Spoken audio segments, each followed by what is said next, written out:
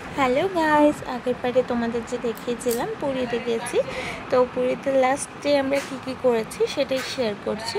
ফার্স্টে আমরা মর্নিংয়ে উঠে চা খেলাম দুজনে, দেন ব্রেকফাস্ট করলাম ডিম সেদ্ধ আর ম্যাগি দিয়ে।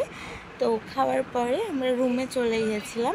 রুমে গিয়ে কেক খেয়েছিলাম, আর কেক খাওয়ার পরে কিছুক্ষণ ঘোরাঘুরি করার পরে তো আমাদের নববর্ষ স্পেশাল খাবার এসে গেছে। কি কি এসছে দেখাচ্ছি। এখানে আছে ভাত, লেবু, লঙ্কা, লবণ, আর এই হাতাটা দিয়েছে সার্ভ করার জন্য। আর এখানে ডাল আছে ফ্রাই, আর এখানে হচ্ছে কাতলা মাছের পেটি। ও আচ্ছা, দুটো পেটি দিয়েছে, 2 পিস। আর এটা হচ্ছে পনিরের মটর পনির, আর এখানে আছে ঝুরি আলু ভাজা। তো এটাই হচ্ছে আমাদের পয়লা বৈশাখের একদম স্পেশাল জমিয়ে বাঙালি খাওয়া দাওয়ার। আচ্ছা, তো এটা কত পড়েছে টোটাল? টোটাল 660 পড়েছে, ঠিক আছে, প্লাস 5% জিএসটি। আর এটা হচ্ছে আমাদের কোথাও যেতে হয়নি, রুমেই চলে এসছে। খাবার অর্ডার দিয়েছিলাম তো রুমেই চলে এসছে। তোমরা যদি কেউ পুরী আসো অবশ্যই এই হোটেলটা আমি রেকমেন্ড করব, অনেক ভালো। আর থাকার জায়গাটা, রুমটাও তো খুব সুন্দর। এরপর আমরা দুজন রেডি হয়ে বেরিয়ে পড়লাম পুরীর বিচে যাওয়ার উদ্দেশ্যে। আর ওখানে একটা ফটোগ্রাফারের থেকে দুজন মিলে ফটোগ্রাফি করব, দুজন ফটোশ্যুট করব, সে কারণে বেরিয়ে পড়েছি। পুরী হোটেলটা বিচের একদম কাছের হোটেল। দেখো আমার পিছনেই দেখা যাচ্ছে পুরী হোটেলটা, ওই হোটেলেই আমরা রয়েছি। তো এরপর ও চলে আসলো, আমরা ফটোশ্যুট করে নিলাম। ওখানে ফটোগ্রাফাররা থাকে, বিচেই ঘোরাঘুরি করে, তো ওনাদের থেকেই কিছু ফটোশ্যুট করলাম। তারপরে দুজন মিলে বিচে ঘুরছিলাম। বিচে অনেকটাই ভিড় ছিল, যেহেতু আমরা পয়লা বৈশাখের টাইমে গেছি সে কারণে এতটা ভিড় ছিল। তো এরপর দুজন মিলে বিচে ঘুরতে ঘুরতে আবার কিছু খাবারের দোকানে চলে গেলাম। বিচে সুইট কর্ন পাওয়া যায়, সেটা একদম সেদ্ধ করে মশলা দিয়ে বাটার দিয়ে ওরা দেয়। তো এটার 1 কাপ দেয় 30 টাকা। এটা খুবই ভালো খেতে ছিল, তো আমরা নেক্সট ডেও ট্রাই করেছি। এরপর চলো, গরম লাগছিল ড্রেসটা পরে, আমি ঘরে চলে আসলাম আর ড্রেসটা চেঞ্জ করে নিলাম। এরপর এত গরম লেগে গেছিলো যে কিছু ঠান্ডা না খেলে আর হচ্ছিল না, তো কিছু ঠান্ডা খেয়ে নিলাম। কি খেলে? আইসক্রিম কিসে? কি আইসক্রিম নিলে? ওরে বাহ, কেরম টেস্ট? এরপর চলে আসলাম গজার দোকানে। এখানে তো বিখ্যাত হচ্ছে পুরীর গজা, তো গজার দোকানে চলে আসলাম আর গজা কিছু কিনে নিয়ে বাড়ির জন্য নিয়ে গেলাম।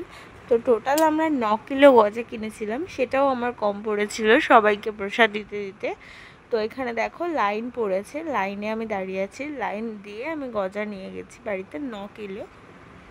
এরপর রুমে চলে আসলাম। পরের দিন আমাদের দুপুরবেলার ট্রেন, তো রাত্রেবেলা ডিনার সেরে তাড়াতাড়ি ঘুমিয়ে পড়লাম।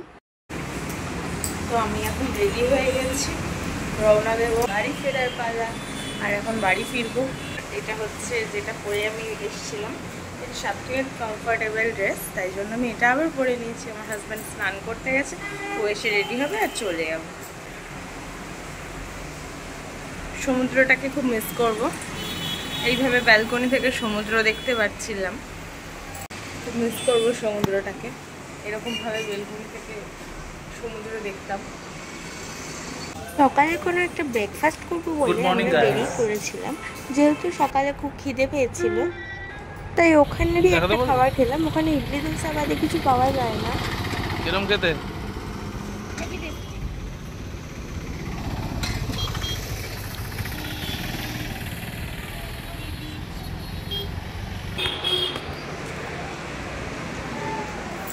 লাগেজ রেডি গাইস, আমরা এখন বেরোচ্ছি বাড়ির উদ্দেশ্যে।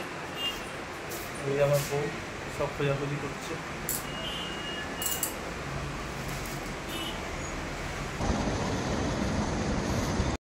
যেহেতু আমাদের দুপুরে ট্রেন, বন্দে ভারত ট্রেনে আমরা ফিরবো, সে কারণে দুপুরের লাঞ্চটা একেবারে করেই ট্রেনে উঠবো। কারণ ট্রেনের খাবার আগেও বলেছি আমার হাজব্যান্ড পছন্দ করে না।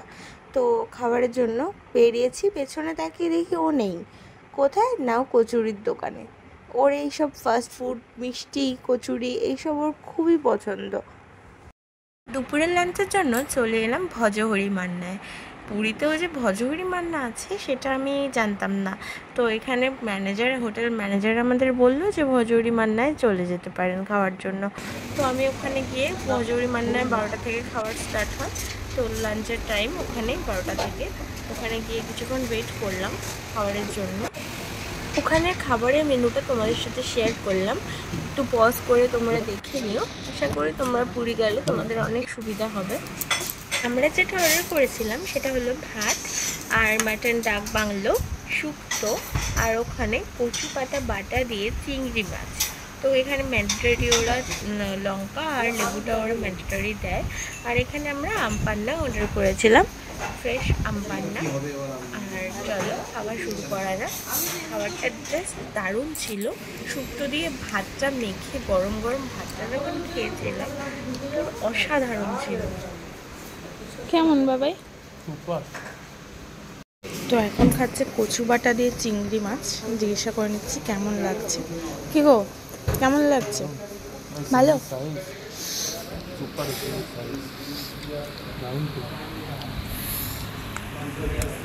ফ্রন্টটা একটু তোলে।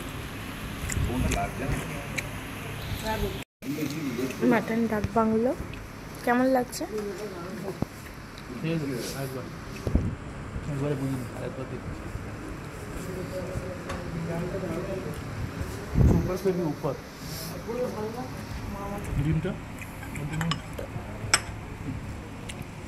খাওয়া দাওয়া কমপ্লিট করে চলে আসলাম স্টেশনে। এখানেই আমাদের ট্রেন আসবে, বন্দে ভারত। তো চলো ট্রেন আসলে তোমাদেরকে আবার দেখাচ্ছি।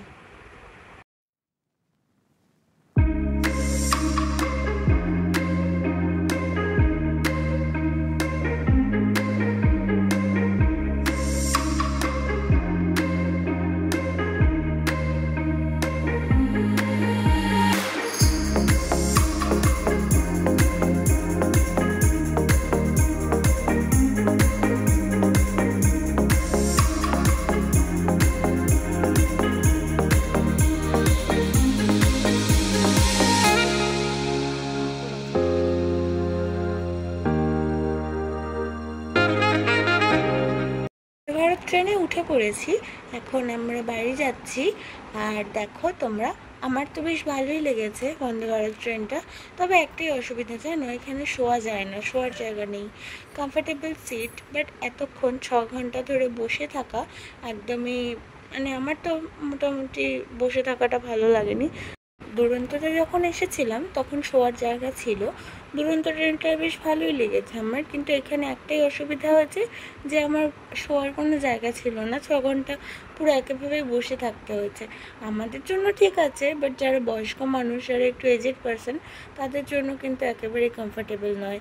এতগুলো টাকা করে যখন ওরা টিকিট প্রাইস নিচ্ছে তখন ওরা একটা শোয়ার জায়গা করতেই পারে।